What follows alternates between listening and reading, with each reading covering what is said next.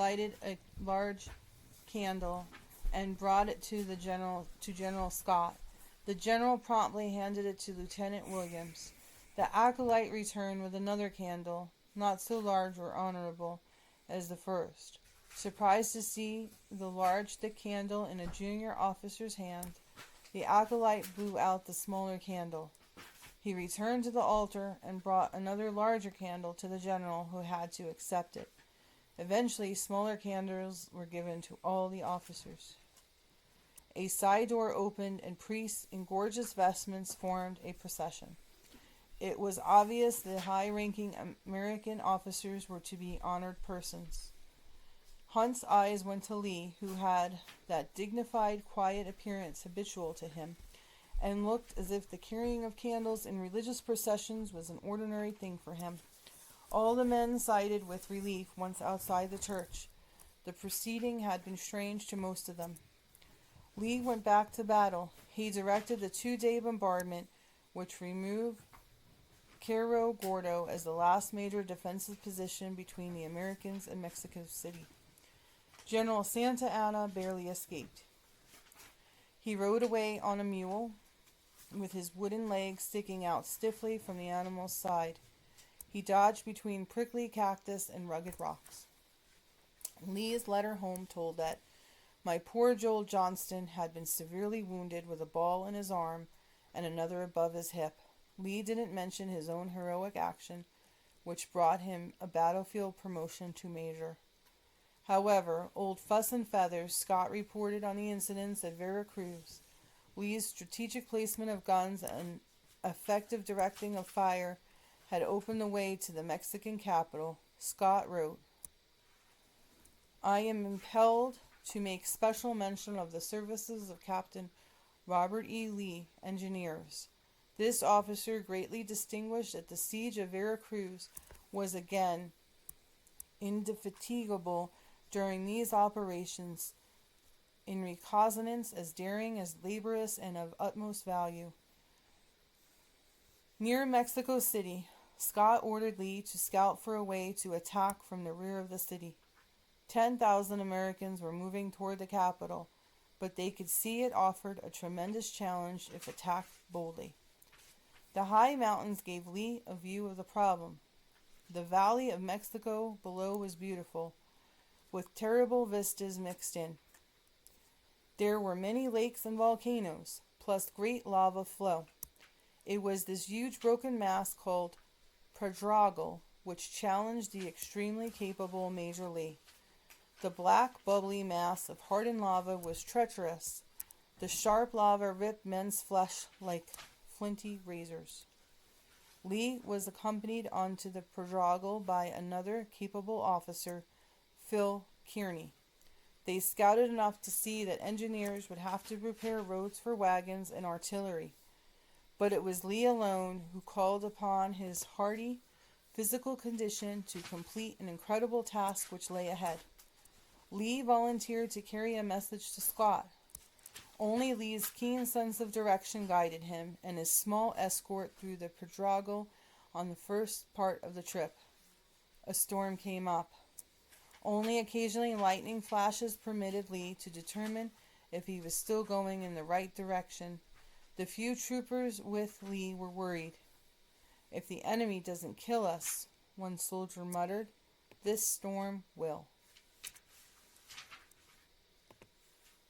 A companion waited for the heavy thunder to roll away before answering. "The Mexicans may never get the chance. If you don't keep quiet, our own pickets may shoot us. We're coming to the American outpost." Lee signaled his presence and walked into the outpost.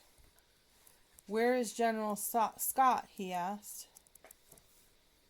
"He is not here, sir." Lee's followers groaned. They knew what that meant to Captain Lee. They thought he'd say, "All right, men, let's cross back and try to find him." But Lee fooled them. He did not ask them to again cross the 3 miles of such slippery, sharp, and dangerous terrain. Lee turned alone into the Pedregal. He felt his way across the black volcanic rock broken with treacherous holes, chasms, and crevices, choosing each step with a care. He jumped yawning abysses after judging the distance by irregular lightning flashes. Lee ignored his cuts, bruises, and pains to reach his destination at Zacatepec. Bleeding, sore, and tired, Lee approached the Americans. Standing stiff and wet from the heavy rain, Lee again asked, "Where is General Scott?" "He has gone back to San Augustine, sir." There was only one choice for Lee, although lesser men would have given up after such a valiant try. Lee again plunged into the Pedregal. This time, Lee found Scott. In his command tent, General Scott looked at Lee, standing dripping wet and bloody from his repeating crossings of the cruel lava. Scott had sent 7 men to get a report on the situation. Each of them had been sent to find General Percifor Smith, who was safely across the Pedregal. Not one of the messengers had gotten through, but Lee, as a volunteer, had crossed the lava, which a naval officer described as a stormy sea turned to stone, 3 times in 24 hours. The information Lee brought Scott allowed the general to mount an attack which was successful. The march on Mexico City was decisive.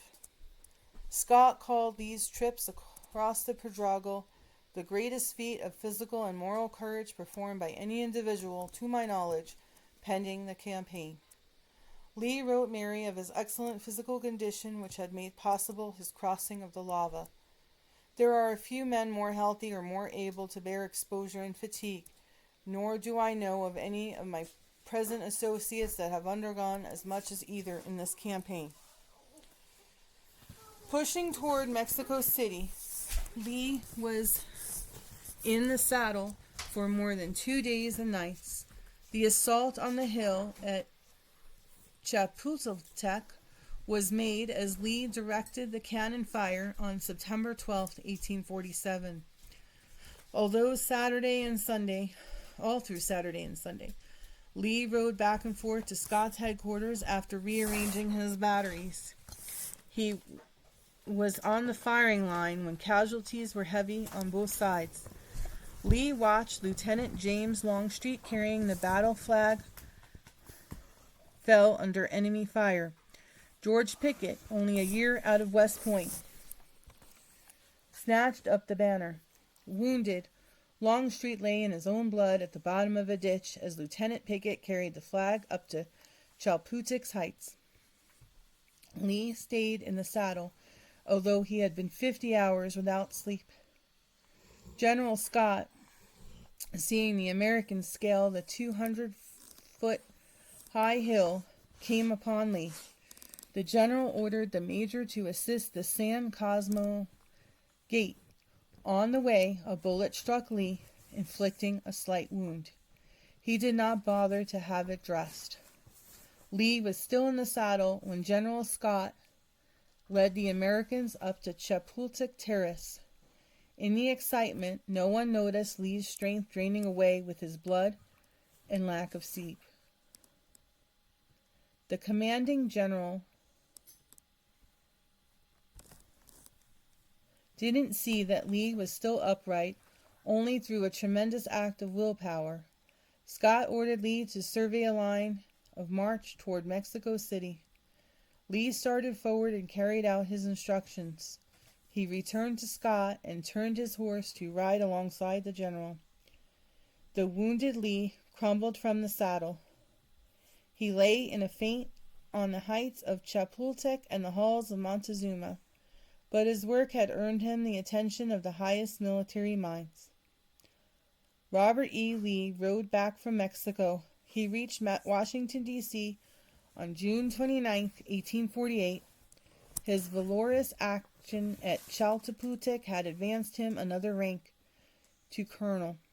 Scott said Lee was the most promising of American soldiers. He added that since the United States and England again threatened war, it would be cheap if this country ensured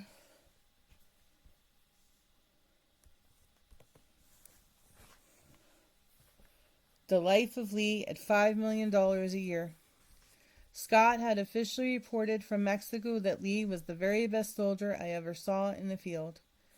There were other remarks, less kind, about Scott. Lee really won the Mexican War, and old Fuss and Feathers didn't even need to leave his tent, a young soldier bragged. But Lee's overwhelmingly modesty continued to show where his heart was. I have much cause for thankfulness and gratitude to that good God who has once more united us, Lee wrote to his brother Smith. Lee crossed the Potomac to Arlington to be reunited with his family. He had been away a long time. He dismounted from his tired horse. "Where is my little boy?" Lee called, meaning his namesake, Robert Edward Lee. The boy, properly dressed in his best clothing, was present. His golden curls had been combed just right. He watched his father move toward him, then stoop and pick up another boy. Lee had not seen Robert Jr. in 2 years. The boy had grown taller, so that Lee quite naturally picked up a smaller boy. Lee's reputation for military strategy brought him a handsome offer to lead an expedition against Spain. Lee refused, saying it was not consistent with his duties to do so. The Cubans who proposed the expedition were later executed with some Americans who got involved in the situation. Lee's career was advancing. On September 1st, 1852, he was appointed superintendent of the military academy where he had graduated 23 years before. His oldest son, Custis, was a student there and led his class.